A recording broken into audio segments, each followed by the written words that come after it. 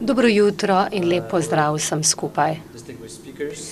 Spoštovani govorci, spoštovani panelisti, spoštovani obiskovalci, vesel sem, da boste z nami preživeli dan in pol. Ko govorimo o univerzalnem temeljnem dohodku, je to pomembna tema. Pred nekaj leti sem se prvič s tem terminom seznanil v Krakovu, ko sem spoznal Sebastiana. In lahko si predstavljate, da mi je bilo takrat to nekaj novega in še do danes je tako.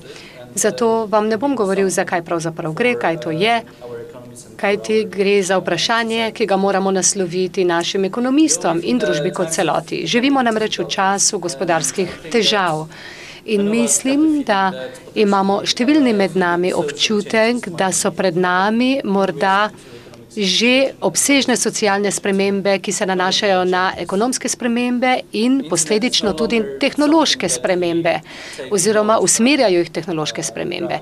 Zagotovo pa gre za to, da moramo izkoristiti vse naše znanje in se zavedati, da živimo v ekosistemu, v katerega so se naši otroci preprosto že rodili.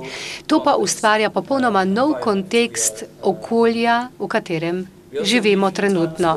Prav tako živimo v časih, ko so nekateri koncepti, ki smo jih vzeli za samoumevne, kot so kapitalizem in ekonomija trga, nekaj, s čimer preprosto živimo. A vendarle, mislim, da s tem obogati peščica, ostali pa ostajajo v revščini. Živimo v konceptu demokracije, kjer je demokracija pod vprašanjem, kajti ne prinaša neposrednega odziva na izzive, s katerimi se sooča družba.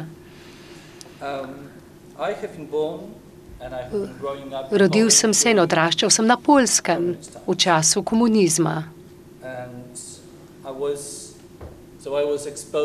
In tako sem bil, če lahko temu rečem, izpostavljen sistemu, ki je nekaj ponujal za nič. In lahko rečem, da sem imel veliko srečo, da sem lahko začel s strokovnim življenjem v prostem trgu, v času transformacije, ki se je takrat odvijala v moji državi. Tako lahko rečem, da sem izkušal določene zamisli in koncepte, ki so izvirali oziroma prihajali od tistih ljudi, ki so želeli prinesti nekaj novega v našo družbo. In lahko rečem, da nisem bil najbolj srečen in zadovoljen glede na eksperiment, ki se je v tistih časih pri nas dogajal. Moram pa reči, da sem vendarle imel srečo, da sem se lahko razvijal v prostem trgu in demokraciji. In moram reči, da prosti trg in demokracija sta mi prinesla samorazvoj, svobodo in možnost izbire. Moja organizacija, to je projekt Poljska, je fundacija, ki je bila zgrajena z namenom, da spremlja in nadgrajuje razvoj moje države na osnovi zamisli, ki izvirajo iz naših vrednot, a vendarle ostajamo odprti tudi za nove zamisli.